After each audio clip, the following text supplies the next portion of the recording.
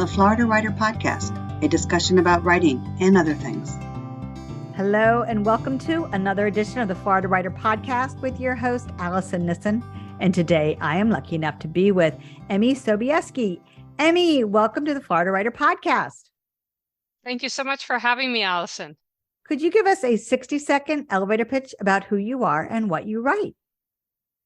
I spent 25 years in institutional investment and worked at the #1 hedge fund and ran the #1 fund in the world, which was up 492% in 1999.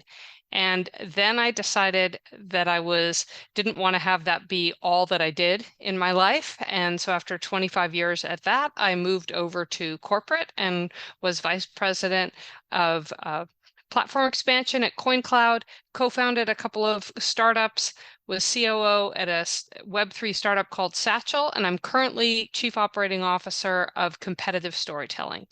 And all the while that I was doing that, I was competing at the highest levels in dressage, marathons, ultra marathons, bodybuilding, and track and field. I would say you were very busy. So at some point you decided, I'm just going to add author to all of that other stuff. You know, it's funny, my friend, who's now my boss, Robbie Crabtree, one day he just said to me, Emmy, at our levels, we should have books out. People ask us questions all the time. We both need books. And so he was the one that spurred me on. I've had people say all of my crazy stories of the way that I live my life. They say, oh, you should write a book. And I often think that's just so I'll shut up and stop telling them stories. But then Robbie was like, really, we need to have books out. And that was what spurred me to finally write a book. So tell me a little bit about your book. How did it, obviously that's how you got started, but how did you determine what you wanted to write about? It's funny, when I was trying to move from investing into corporate, I kept getting told, you're too senior for your lack of experience. And so I went out and created my own little company, which was coaching and courses. And one of my courses is 60,000 words, and it's basically how to be an investor after, taking everything that I know about investing and giving people all the tools that I had after 25 years. There was a portion of that course that went into, these are the 5 careers from if you enter investing, these are the 5 ways to make a tremendous amount of money. And a lot of people gave me feedback that was their favorite part of the course. And so I decided to write a book about that. And I wrote the book first. Normally you're supposed to kind of come up with a title, but I wrote the book and then realized what I was describing were $100 million careers, and that far too many people think that's not within their reach. And far too many people that I've mentored couldn't even contemplate breaking into Wall Street, much less having a target of 100 million. But there are 25,000 households in the US that are self-made that are worth over 100 million. So it is not something, it's not something that's just handed down. In fact, there's only 10,000 households where the money's handed down, and 90% of those, the 90% of that money is gone after the 3rd or 4th generation. So the real power in terms of making 100 million is in self-made 100 millionaires. So that then became a thing of, why should it just be people in New York or Silicon Valley that are able to show people the paths? Why can't I show the paths the same way I have to my mentees that don't have money, don't have opportunity? They're either immigrants or they're in community college or whatever, and they've all become multimillionaires by the age of 30. Why couldn't I do that at scale by writing this book?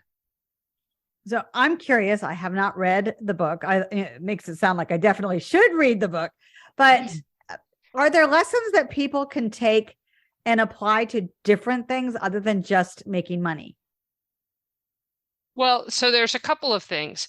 The book really is it's targeted at students and people up to the age of, say, 25 to 30 that really do want to make 100 million. And it's like, look, if you're in finance, these are the paths, these are proven paths that I know. But the funny thing about the book is a lot of people that are my peers that are 50 and 60 read it for all the stories to learn about Wall Street and to learn about what the money management world is like from the inside. So that's one piece. The second piece is that in order to make that kind of money, you need to work 80 to 100-hour weeks for a significant amount of time to build up your own career momentum. And so there are tips in there from my other courses on exercise, on nutrition, and connection with human beings, which I believe is the foundation to have that real endurance in work. So that's one piece that's helpful for anybody. The other piece that's helpful for a lot of people is that I really talk about leverage. And I talk about finding leverage in your day-to-day, finding leverage in the just the mundane tasks that you do, and trying to inject leverage into your career to be able to go farther with less work.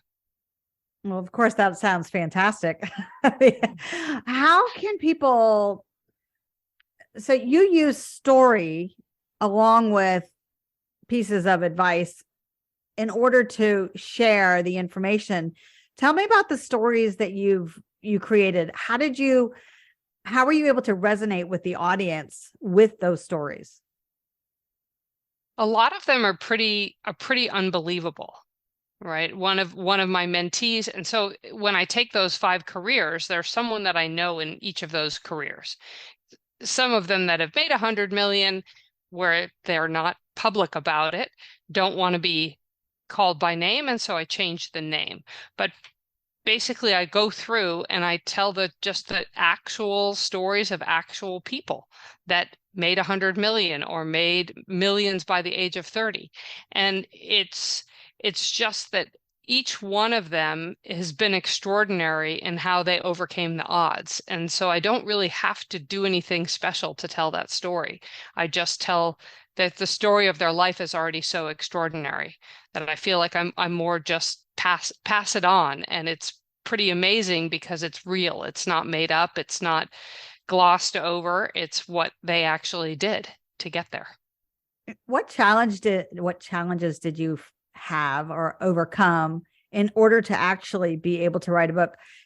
Being, a fantastic horseback rider or a marathoner or being able to make $100 million is great. I mean, I'm not going to put that down, but writing a book is something that very few people actually do. And a lot of it comes from self-doubt, whether or not they could actually do it. Did you have any challenges when it came to actually putting the pen to paper? I had a lot of challenges.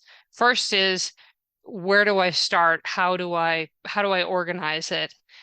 I also love to go outside and exercise a lot. And I was really worried, frankly, that I would be stuck inside. I had another friend that wrote a book and we didn't see her for years. So I was also super concerned about that.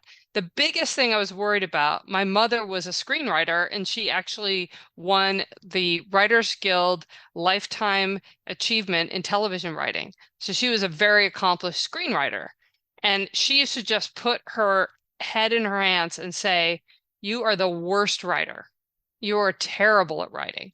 Now, she wasn't a great mother. She was a better writer than a mother, but she was right.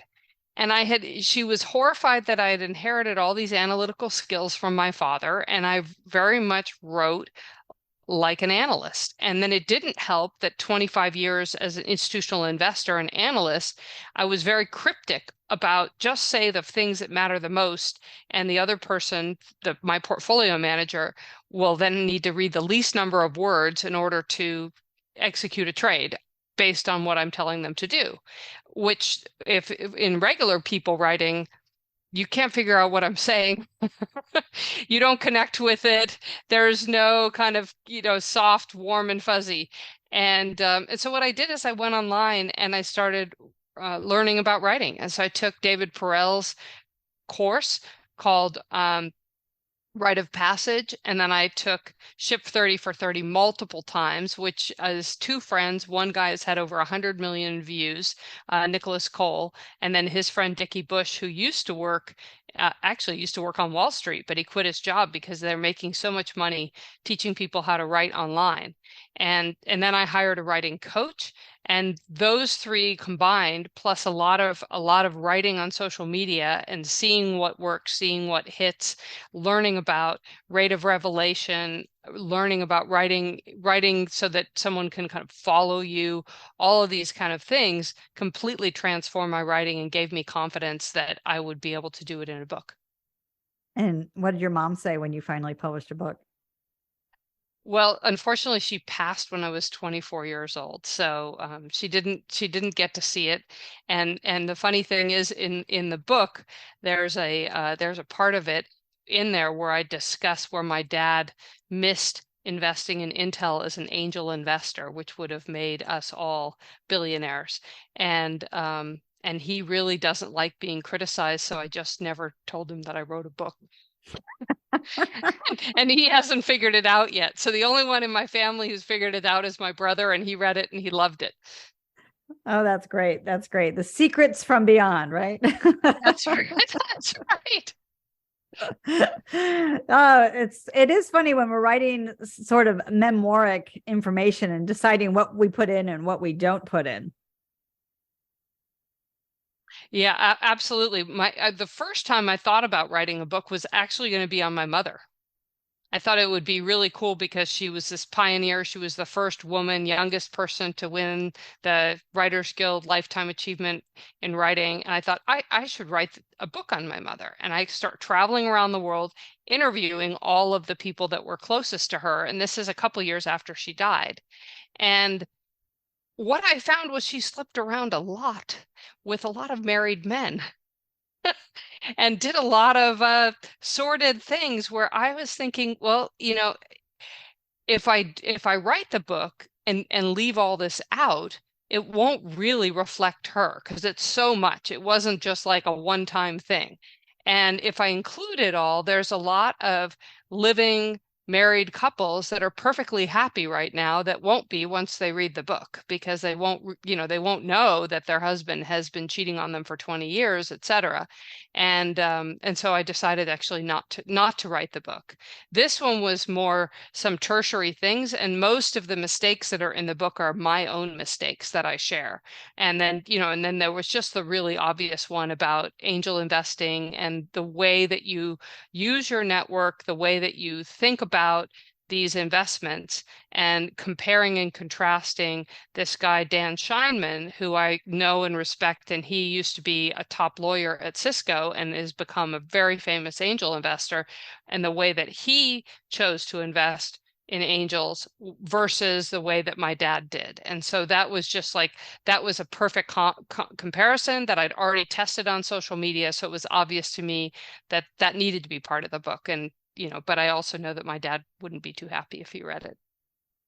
So you mentioned networking. My brother read it, and my brother said, it's great. He said, look, you're saying where you made mistakes, and you're pointing, people are going to learn from the mistakes of you. And then you just mentioned that dad didn't make this investment in Intel and what he missed. So my brother said it was totally fine. So anyway, it was a funny how you have to choose those things when you want to get real with people.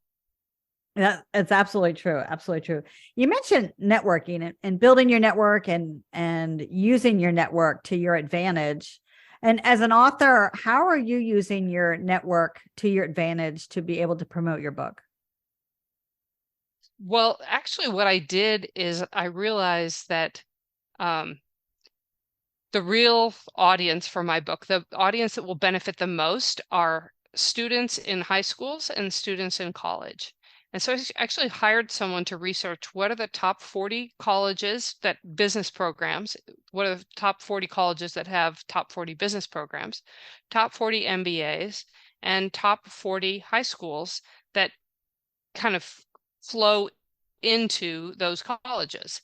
And then I had this assistant mail 7 copies of the book to all of those institutions, to their career services.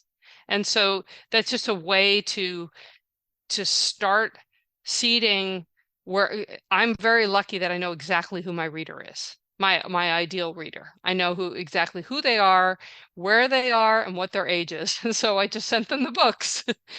So that was one thing, going on podcasts, talking about it on social media, and then really trying to get, as when I have friends that read it or people on social media that read the book and they say, oh my God, it was so great, or they do a little tweet about it, and then I ask them if they would do a review on Amazon, because that then, once I get over 100 reviews, then the algorithm at Amazon will promote my book even more. And then I also advertise on Amazon with a company that does a really good job managing the ad budget and everything like that. Right. As authors, we have a choice to try to do the marketing ourselves, or to find someone that can help guide us in how to market the best that is out there. So there's lots of different avenues for writers. Yeah, and it's also can be a little bit challenging, because there's a lot of people that will just take your money and not do a good job. So, so it is really challenging to navigate. And I've been lucky enough to talk to other authors who say, use this company, or, and then I was very lucky with the Amazon ads company that they contacted me, and I looked at their services, and they've done a wonderful job. So I got very lucky with that. Yep.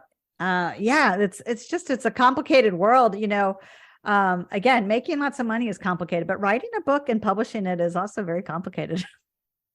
Absolutely. It's everyone who completes a book should be extremely proud of themselves. Let me just put it that way. And then there's the Audible. And then that's a whole nother thing. And I could talk about Audible, but we talk about writing. Excellent. Did you do your reading for the Audible? Yes, I did. And I had been using a video editing service called Descript that does quite a bit of editing for podcasts as well. And I decided that nobody would be as anal retentive as me. And so it took me 15 hours to read the book and 30 hours to edit, because I edited it in Descript to make sure none of my words were long and slow, or that there weren't too many pauses, or the pauses were the right length, so that when you listen to it now, it just moves along really nicely. It's very easy to hear, but it took me 15 hours to record and 30 hours to edit. That's crazy. Yeah, I'm happy I did it though. Emmy Sobieski, how can people get in touch with you? Well, if you're brave and want to spell my name, then it's emmysobieski.com, and there's tons and tons of resources on that website.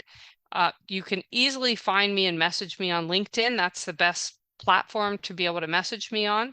I'm also on Twitter, Instagram, Reddit. So, and the other thing you can do if you forget how to spell my name is go on Amazon and just put in 100 mil careers or 100 M careers, and my name will come up, and you'll see the book, and then you can find me on my website or on LinkedIn. Emmy, are you ready to switch to our rapid fire questions? I'm ready.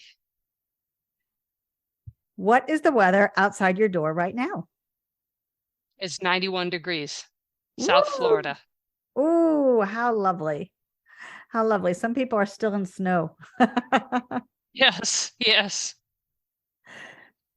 If you have to pick an outdoor activity, what's the main one you'd like to do?